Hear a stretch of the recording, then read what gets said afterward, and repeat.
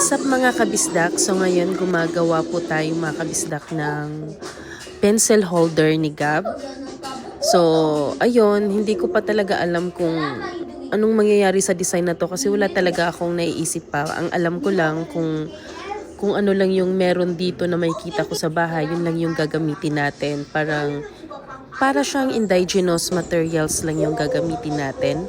So, ayan mga kabisdak, no? So, kumuha ako ng mga karton, roll ng tissues. Ayun, so wala tayong masyadong gastos. So, ayan mga kabisdak. Tapos, ito, cotton lang yan mga kabisdak, no, na nakita ko. And then, mga toys ni Gab, naisip kong ilagay na lang. Kasi talagang wala akong mga gamit mga kabisdak.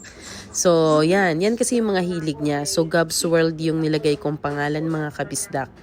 Para kasi nirepresent ko siya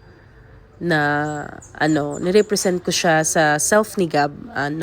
Autistic man si Gab, pero kaya niya pa ring sumabay sa regular school. So, ayun mga kabisdak. So, yun yung parang naging concept ko sa paggawa ng, ng pencil holder niya. So, ayun lang mga kabisdak. Maraming salamat.